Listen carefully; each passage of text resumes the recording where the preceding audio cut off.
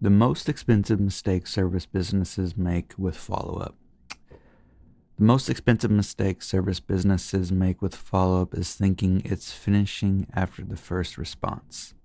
A lot of businesses respond once, send a quote, and then wait. When nothing happens, they assume the customer wasn't interested. Most of the time, that is not true.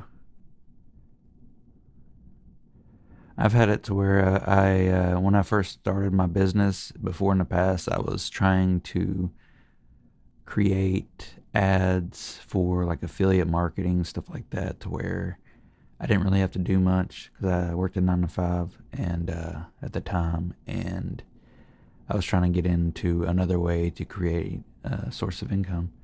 And I spent about $900 in ads without, with no results. So it made me believe that it was just a money pit, and there was like, it just wasn't worth the time or the money that I spent trying to figure this out.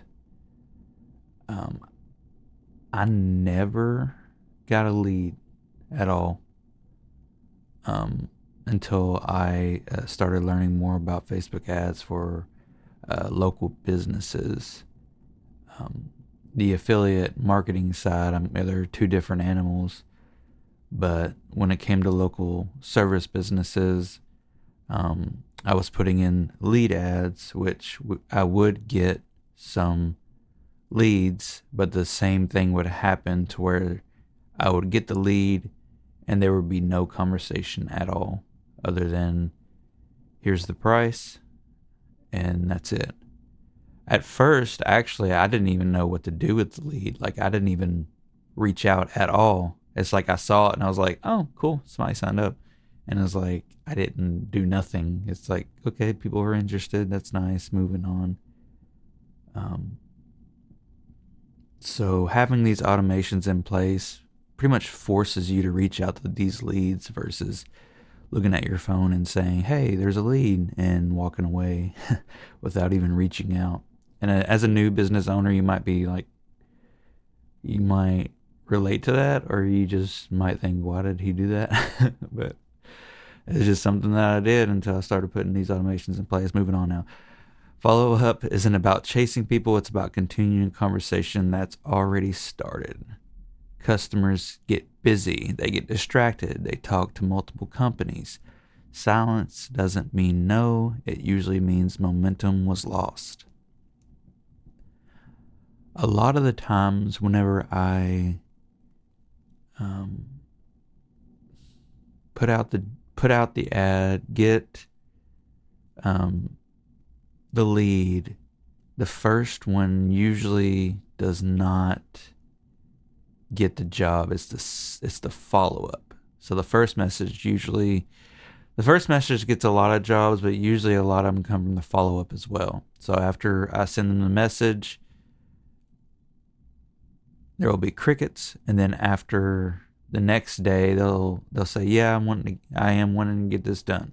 It's kind of weird how it happens. It's like the first message, it's like, and the second one's like, oh, this is a real person, kind of like wanting me to really say yes or no to this decision. So, and the follow up is the gold mine, because a lot of contractors out there will just send out a message and the customer will not respond, and that's it. It's like the secret sauce. There you go, following up.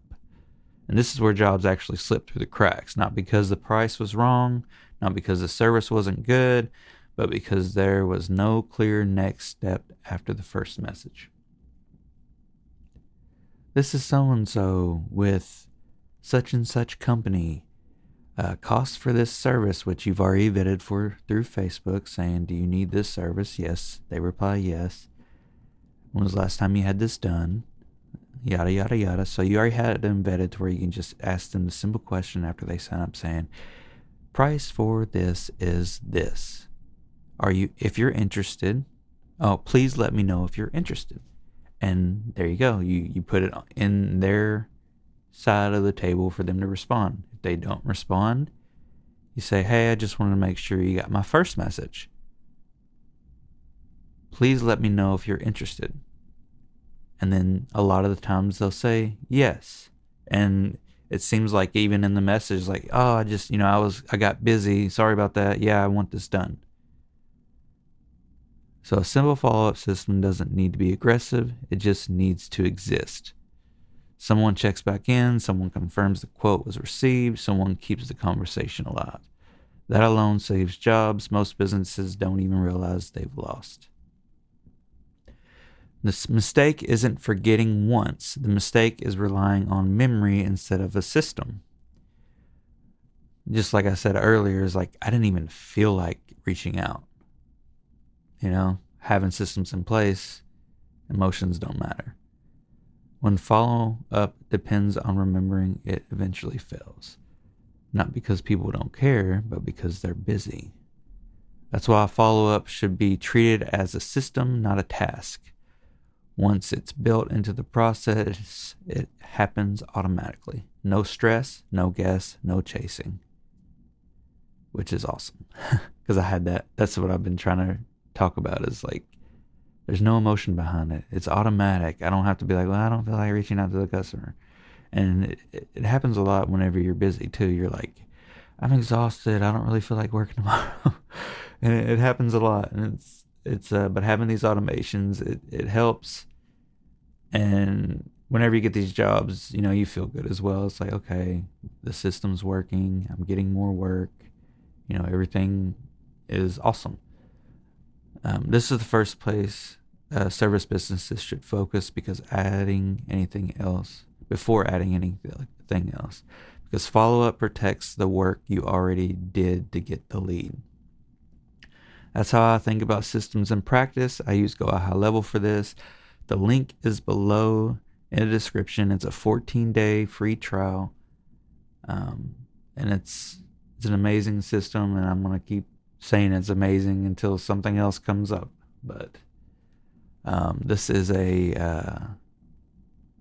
just the beginning. Like I told you in the last video, there is so much that this program offers. And the first thing we're going to try to work on is sending the message, follow up, and let the automation do what it's supposed to do to make you money before we move on to other things that GoHighLevel has for you. So, all right. Well, you guys have an awesome day, and I will see you in the next video.